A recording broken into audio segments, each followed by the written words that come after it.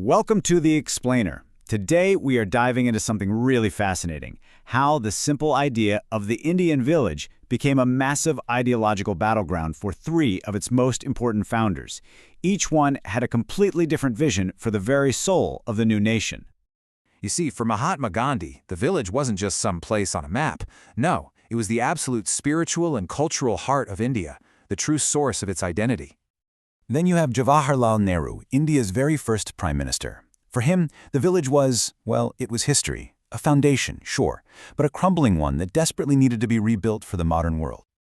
But then, there's B.R. Ambedkar.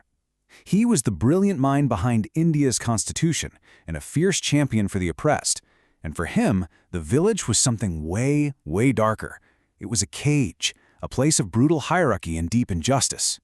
So how on earth could three of India's most essential leaders look at the exact same thing and see such radically different realities? You have to understand, this wasn't just some abstract debate about rural policy. This was a battle for what modern India was going to be. And their answers are still shaping the country today. Okay, so to really get to the bottom of this, we've got to ask a pretty basic question first.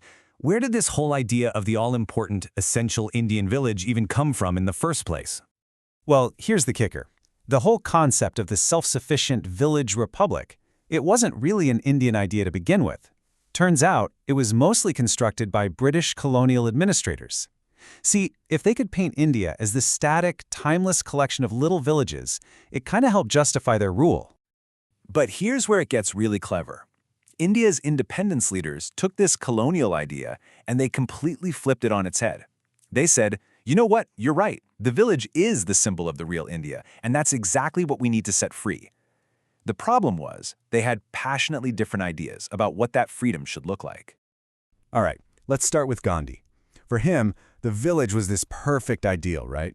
It was a moral and spiritual alternative to the corrupt, industrial West that he felt the British had forced upon India.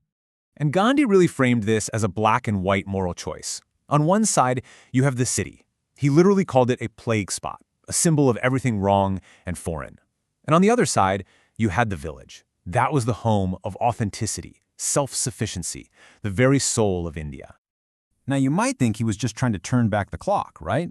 But nope, his vision was actually incredibly futuristic. He imagined these self-ruling village republics practicing total cooperation, equality, and direct democracy. It was his blueprint for a whole new kind of nonviolent society. But, and this is so important to understand, Gandhi wasn't just some naive idealist. He wasn't blind. He drew a very sharp line between his perfect idea of the village and the often pretty grim reality he saw with his own two eyes. In fact, he was brutally critical of the villages he actually visited. He called them centers of orthodoxy and was horrified by the sin of untouchability. He complained about the woeful ignorance of basic sanitation, even comparing villages to dunghills.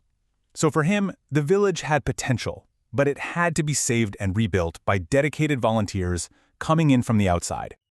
Okay, so that's Gandhi. Now let's pivot completely to Nehru. As a committed modernizer, he looked at the village and saw something totally different. Not an ideal to restore, but a problem, a site of backwardness that needed to be fixed with progress, led by the state. You see, Nehru saw things on a historical timeline. And for him, the Indian village was on this long, sad, downward slope. Yeah, he admitted there was maybe this cooperative ancient past, but he believed it rotted from the inside with caste rigidity and was then completely shattered by the British, who created a predatory landlord class. The only way forward, in his mind, was a complete modern overhaul. So for Nehru, the real villain of the story wasn't moral decay, it was class conflict. Plain and simple. He saw the suffering in villages as a direct result of economic exploitation by this, quote, degenerate landlord class that was basically propped up by the British colonial system. So what was his fix? It was this big, top-down, four-step plan. First, abolish the landlords. Give the land back to the people working it.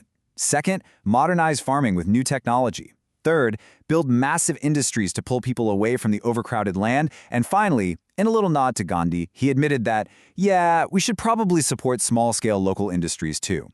It was a vision totally different from Gandhi's grassroots approach. And that brings us to B.R. Ambedkar. Now his perspective, which comes from his own experience as a Dalit, a member of the so-called untouchable community. It doesn't just disagree with Gandhi and Nehru, it completely blows their entire framework out of the water.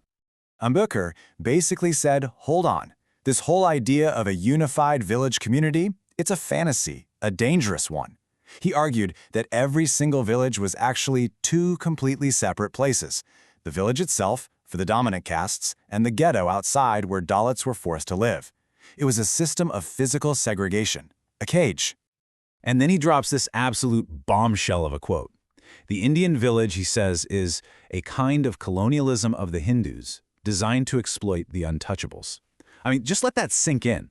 He's not talking about the British anymore. He's talking about a form of internal colonialism, where one group within the village dominates another. And when you look at it from his perspective, from the bottom up, the picture is just bleak. We're talking about a subject race, people systematically denied the right to own land or build wealth, excluded from community life and forced to depend on begging to survive. So for Ambedkar, all this talk about village authenticity or democracy was a cruel joke. The village, in his words, was the negation of a republic. So there you have it, 3 incredibly powerful and totally conflicting ideas about what the Indian village even is. And the echoes of this debate are absolutely everywhere today. Let's just break this down one more time. You've got Gandhi, who saw authenticity and wanted to reconstruct the village's soul. You have Nehru, who saw backwardness and wanted to modernize its body with technology and industry. And then you have Ambedkar, who saw pure oppression and argued that the only answer was total liberation from the village structure itself. Their ideas live on in everything from grassroots environmental movements to state-led development to the ongoing fight for Dalit rights. But here's the most surprising part of this whole story. For all their differences, and I mean, they were polar opposites, all 3 of them agreed on one fundamental thing.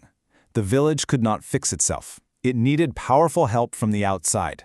Whether that meant Gandhi's volunteers, Nehru's state planners, or Ambedkar's demand for constitutional law, none of them believed change could come from within.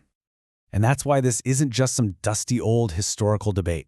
It's a living, breathing conflict that continues to define India and so many other places around the world. So it leaves us with one last question.